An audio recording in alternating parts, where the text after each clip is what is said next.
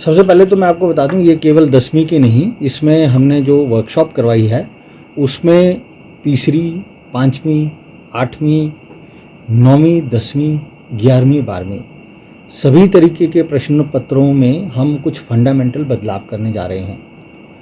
मैं आपको बताना चाहता हूं कि लगभग पिछले 8 सालों से इस तरीके की कोई भी कार्यशाला बोर्ड में नहीं करवाई गई थी, और अगर हम नेशनल स्टैंडर्ड से तुलना करें तो हमारे जो क्वेश्चन पेपर्स हैं वो अप टू मार्क नहीं थे।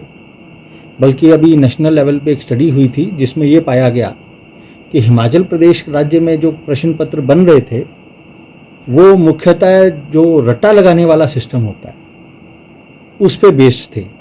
जबकि हम अगर एनईपी की बात करें तो एनईपी कहती है कि आप बच्चे को रोट लर्निंग से अंडरस्टैंडिंग की तरफ ले जाएं। तो इसी को ध्यान में रखते हुए हमने 29 और 30 तारीख को 2 दिवसीय कार्यशाला बोर्ड में करवाई, और उसमें हमने कुछ नेशनल लेवल के जो रिसोर्स पर्सन्स हैं, स्किल शेयर इंडिया करके, उनसे हमने रिसोर्स पर्सन्स मंगवाए थे, और करीब 58 विशेषज्ञ जो पूरे हिमाचल से हमारे पास आए थे उनके लिए हमने ये कार्यशाला करवाई। तो इसमें जो मुख्यतः जो चेंजेस आएंगे क्वेश्चन पेपर में वो मैं आपको बताना चाह रहा हूँ।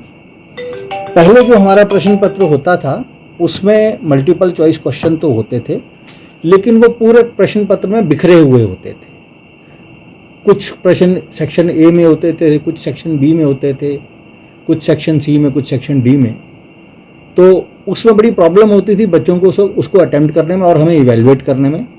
तो अब जो नए प्रश्न पत्र आएंगे प्रतिशतता उतनी रहेगी, 20% ही एमसीक्यूज रहेंगे, लेकिन सेक्शन ए में आएंगे। जितने भी हमारे सब्जेक्ट्स हैं उसके सेक्शन ए में मल्टीपल चॉइस क्वेश्चंस होंगे, और इन मल्टीपल चॉइस क्वेश्चंस को अटेम्प्ट करने के लिए हम बच्चों को एक OMR शीट, आंसर शीट के अलावा देंगे, ताकि जो बच्चे हमारे आगे कम्पिटिटिव एग्ज़ाम देने जा रहे हैं उनको OMR शीट का भी एक्सपोजर हो जाए कि इसको किस तरीके से भरा जाता है, किस तरीके से OMR शीट में आप क्वेश्चंस को अटेम्प्ट करते हैं। उसके अलावा अगर हम नेशनल लेवल पे बात करें तो नेशनल लेवल पे जो इस वक्त जो बोर्ड्स, जो नेशनल लेवल के बोर्ड्स हैं, वो जिस प्रकार के क्वेश्चन पेपर बना रहे हैं उसमें 2 प्रकार के क्वेश्चन आजकल डाले जा रहे हैं। एक होते हैं नॉलेज और एप्लीकेशन बेस्ड क्वेश्चंस, और दूसरी तरह के क्वेश्चंस हैं जिनको हम हॉट्स क्वेश्चंस कहते हैं, जिसको बोलते हैं हायर टेस्टिंग स्किल्स के जो क्वेश्चंस होते हैं। तो इन क्वेश्चंस को जो है अब बोर्ड के प्रश्न पत्रों में डाला जा रहा है। अगर मैं डिफ़िकल्टी लेवल की बात करूं तो लगभग इसमें हमने क्या किया कि कुछ प्रश्न पत्रों को इस तरीके से डिज़ाइन करवाया है कि उसमें इजी क्वेश्चंस भी हों, मॉडरेट क्वेश्चंस भी हों और डिफ़िकल्ट क्वेश्चंस भी हों। तो अगर मैं प्रतिशतता की बात करूं तो लगभग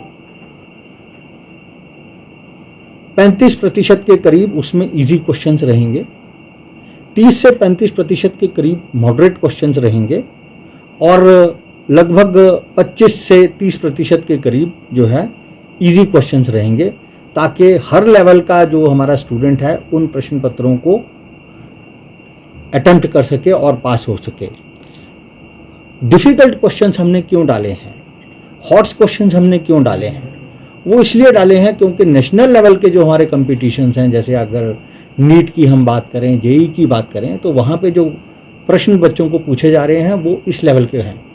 तो अक्सर देखा गया है कि हमारे राज्य के बच्चे बोर्ड में तो अच्छी मेरिट में आ जाते हैं, लेकिन जब वो बाहर जा रहे हैं, कंपटीशन देने जा रहे हैं, क्योंकि उन्हें इस तरीके के क्वेश्चंस का एक्सपोजर नहीं है, तो वहाँ पे वो पीछे रह जाते हैं।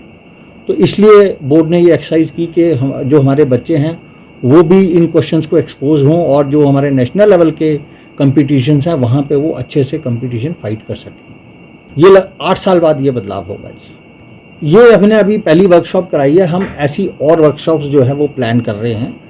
इसमें दूसरी वर्कशॉप हमारी लगभग 25 सितंबर के आसपास हमने प्लान की है, और उसके अलावा हमारा ये भी प्लान है कि जो हमारे एफिलिएटेड प्राइवेट स्कूल्स हैं, क्योंकि वो भी बोर्ड का एक अभिन्न हिस्सा हैं, उनके लिए भी हम प्लान कर रहे हैं कि उनके टीचर्स की कैपेसिटी बिल्डिंग के लिए भी हम इस तरीके की वर्कशॉप्स आगे भविष्य में करवाएंगे। नहीं, टाइम देखिए, क्योंकि पहले भी बच्चा एमसीक्यूज अटेम्प्ट कर ही रहा था, लेकिन वो हमारी जो आंसर बुक है उसमें कर रहा था।